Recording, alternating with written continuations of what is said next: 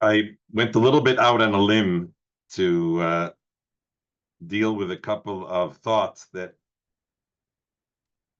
I would like to think that by talking about them, I can influence myself to grow in these areas. It's not anything that I've accomplished, but something that I think are very important for us to deal with. The first thought comes from Rav Yerucham on the idea of the isolation of Klal Yisrael. And I felt that it was important to discuss it, especially at a time when Klal Yisrael is being forcibly isolated on many levels in the world, to go back and revisit this idea of isolation of Klal Yisrael. So Rav Yerucham says that the idea of preserving the purity, sanctity, uniqueness of the tree called Klal Yisrael has always been paramount significance and importance throughout our history.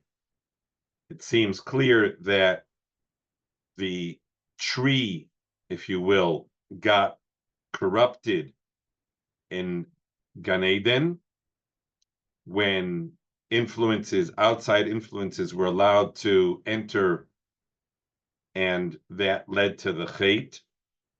And the Avos understood that their mission was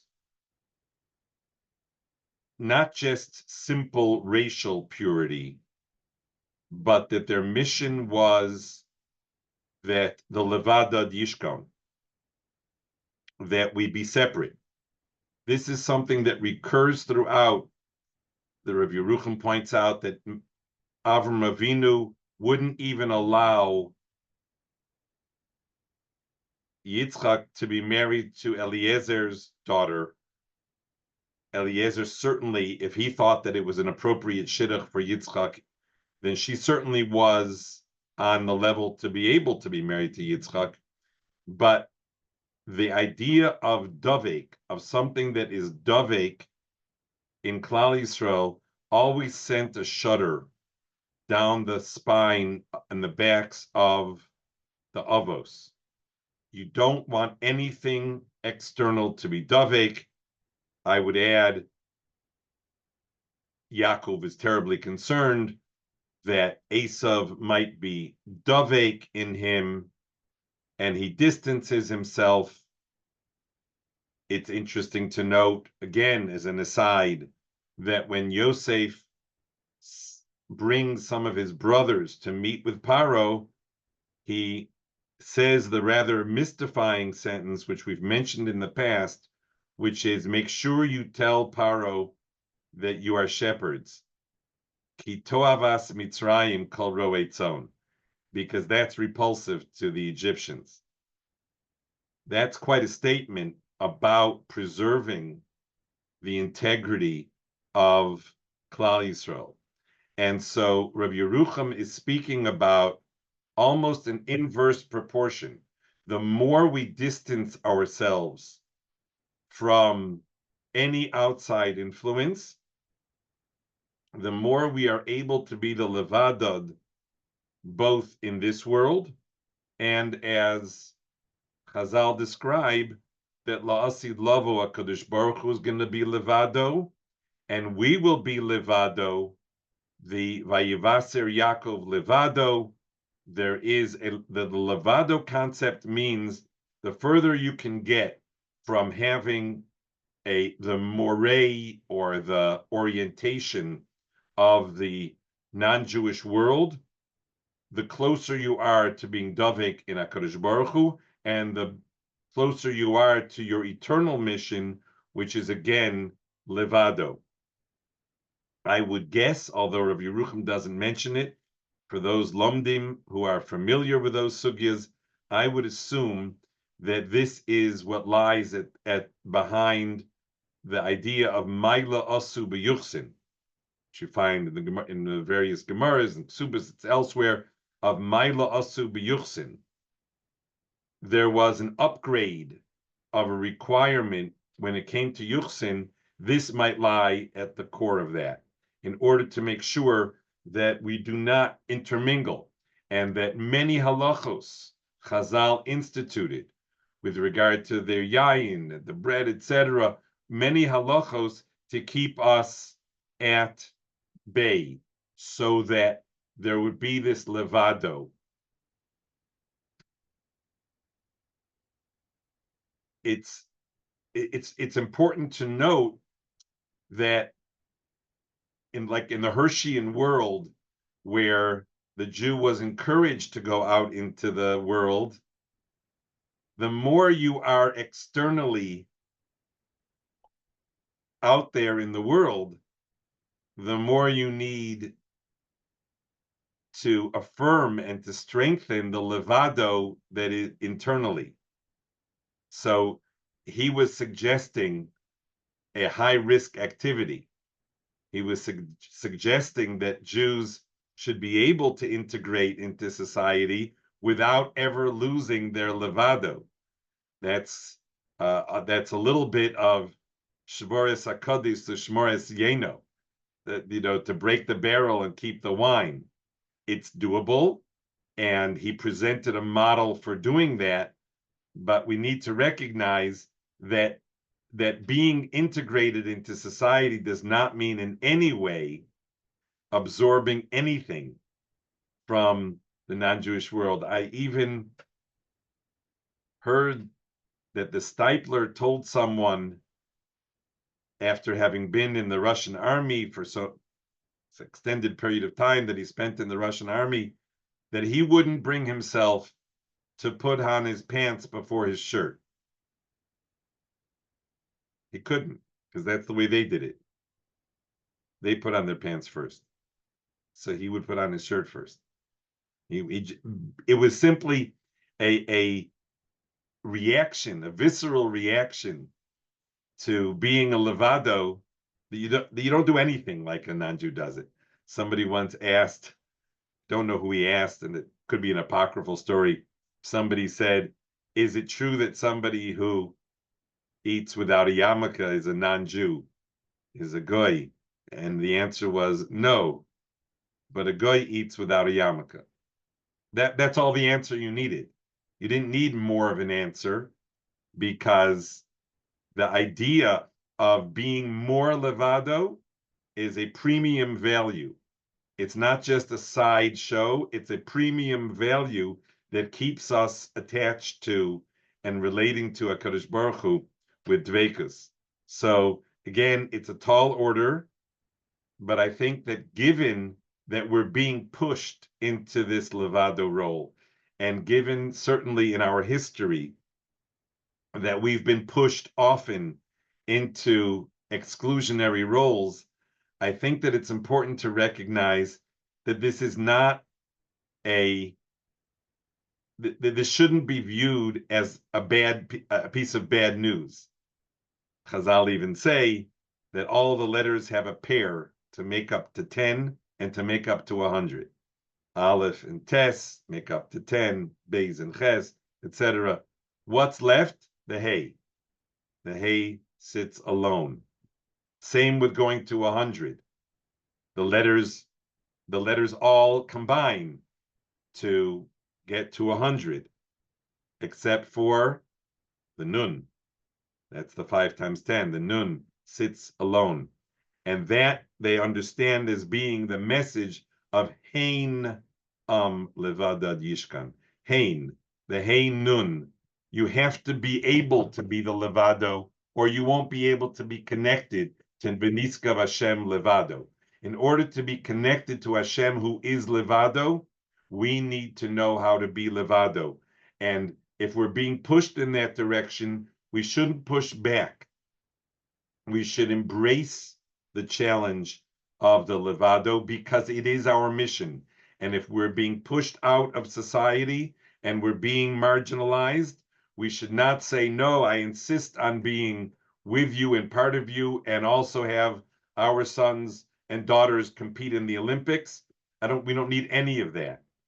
The Levado is a premium value and one that we should not shun. And so if the hashgacha is causing us to be increasingly in the role of the Levado, as it has many times in our history, we should not view that negatively, but rather as a divine prod, that he wants us to be close to him. He wants us as his Levado. We should embrace that Levado and become there, use it to become closer to the Ribono Shel Olam. So that is the first thought that I wanted to share. The other thought, which is also related to the Levado, is the last piece of the Haflah in Ksubis. He discusses this idea of Levado. He says an interesting thing. He says, in the end of the day, whenever you have a dispute in Torah, somebody has to be right, somebody is not right. And how does it get to be that somebody's right? And the answer is Hashem imo. The person who has more siyata d'ishmaya, that Chazal say, Hashem ito shehalocha kemoso. That's how Chazal described David HaMelech, Olav HaShalom. That means that a Talmid Chacham has Hashem imo for the halacha to be like him. And that means that for there to be a state of shalom in Klal Yisrael, it has to be that everybody has that siyata d'ishmaya so that there will not be disagreements. Of course, they'll discuss, but they'll all come to consensus. And that consensus is because they'll have v'chol b'nayich limudei Hashem. They will have the gift of consensus because they'll have Hashem imo, and they'll be right. But he adds an interesting idea. He adds, and I'm saying this because I think that I should do a little bit of tshuva associated with my feelings about the Amei Haaretz. He says that all of Klal Yisrael, even the Amei Haaretz, are going to join in this endeavor in a sort of Yisachar Zavulun connection. Everybody's going to be on board. Everybody's going to be on the same page. And he quotes the obvious kasha. The obvious kasha is the Rebbe Akiva said that when he was in Am Haaretz, he wasn't on the road towards being in consensus with Talmidei Chachamim. He was on a road to try to destroy Talmidei Chachamim. And he says, to get around this blazing question, he says, that's the Amei Haaretz of those times. That's the old time Amei Haaretz. Nowadays, people are on board with the fact that Hashem created the world. Then in those days, there were people who were denying Hashem, denying Hashgacha, denying Torah, denying mitzvahs. He said, that's not going on anymore. He said, they're less learned, and therefore it is possible to think about gathering everybody into the fold. And v'chol b'nayich limudei Hashem, and he concludes his perush on Ksubas with a tefillah that osa shalom b'mromav hu yitein shalom ba'aretz v'yashkin shchinas uzo b'sochenu, and of course v'haya b'yom hahu yeh Hashem echad u'shmo echad b'mhira v'yameinu amen. That's how he concludes, and it's fascinating. And as I said, I think that I need to do that, take that step of going into the heart of the great Haflah, who was the saintly Rebbe of the Chassam Sofer, and to recognize that this should really be our tefillah. Our tefillah should not be to exclude. Our tefillah should be to include, and he's attaching that to the fact that he's predicting essentially the Baal Tshuva movement. He's predicting that these are not really Am Haaretz who are antis in the sense that Rabbi Akiva was an anti, but rather they are part of the fold, and they need to be reached out, or they need to be davened for, that they should be included in the V'chol B'nayich Limudei Hashem. I found this question that he asked, and he gives this rather surprising answer, but the question of of Rabbi Akiva, it really begs the question of what sort of midos did he have? I mean, Rabbi Akiva is describing that when he was in Haaretz, he wanted to rip the Talmidei Chachamim to shreds. He wanted to bite them like a chamor. And the Talmidim said, maybe say like a kelev. And he said, no, like a chamor that breaks bones. Now that feels very extreme. And yet, Chazal tell us that Rabbi Akiva was chosen by the daughter of Kalba Savua. He was chosen because of his wonderful midos. So how do you line this up? So the Haflod doesn't really directly address that question. He just says that we don't have Amei Haaretz like they had then. But the question really begs itself: in what way is Rabbi Akiva this wonderful Baal Midos? And in fact, because of this kasha, the Ritva says a real, I think, a dochuk answer. It says that there were 3 phases in his life. He was an Haaretz with all of the gross implications of being an Haaretz. Then he had another phase where he had developed good midos, and then the 3rd phase of his life when he became a Talmid Chacham. It's a big step to throw that in. But Rav Elyashiv quotes other sources in answering this same question, and he says that Rabbi Akiva had wonderful midos. He just was misinformed. He thought that the reason why the Prushim stay away from the Amei Haaretz, he thought it was because of Gaiva. And that's why he was so angry, because he had wonderful midos. And he didn't know, because he hadn't learned, so he didn't know that this has to do with the halachos of Tuma and Tara. And so he had this intense anger at the Talmidei Chachamim because he suspected them of being Balei Gaiva. And it was good midos. So I left with a very interesting ha'ara. And Rav Elyashiv is not the only one who says that this is brought in a number of places. But look what the implication is. The implication is that a person, in theory, could have excellent sterling midos and do something that very much looks like it's not good midos, but it's the product of his sensitivity that is his good midos. I think it's said in the name of Rabbi Yisrael Salanter that he said about himself that when he sees a Baal Gaiva, he gets nauseous. It's ekelzach. He gets nauseous at the sight of a Baal Gaiva. So it's a fascinating idea. And of course, it's a very fine line.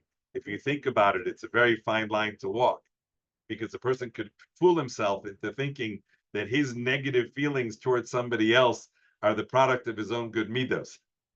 And then he's really in the ditch, because not only is he also exhibiting bad midos, he's also fooling himself. So he's really in the ditch. But there is such a concept of a person developing very fine midos and having what looks like bad midos, because good midos does not mean tolerance. Good midos means a sensitivity to midos, to derech eretz, to midos. And when a person is exposed to someone who violates that, it's not called bad midos that bothers him. You say, well, maybe I should work on myself so that it won't bother me. And for most people, I would say that's a good thing to do, because for most people, their feelings of negativity are probably the product of bad midos. But a person should not write off the possibility that it's a product of good midos, that a real sensitivity to midos draws one closer and embraces those who exhibit good midos, and it repels, in the sense of Ohavei Hashem Sinu Ra, it repels those who have bad midos. A person feels a revulsion. Ohavei Hashem Sinu Ra also applies to midos.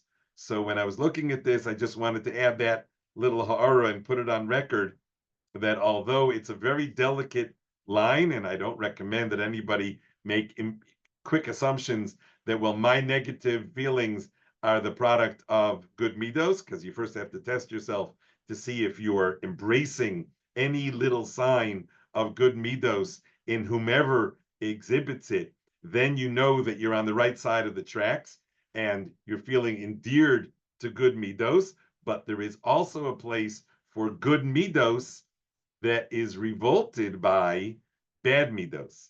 So it's a big story, but I wanted to share these couple of thoughts, b'siyata d'shmaya, as we're doing a little bit of introspection and stocking in our own, doing our own self-reflection, that these thoughts of distancing ourselves from anything that smells like the secular larger culture, and the thought of how our middos should be a desire to include everybody in the fold, and a recognition that good middos sometimes means being repulsed by bad middos.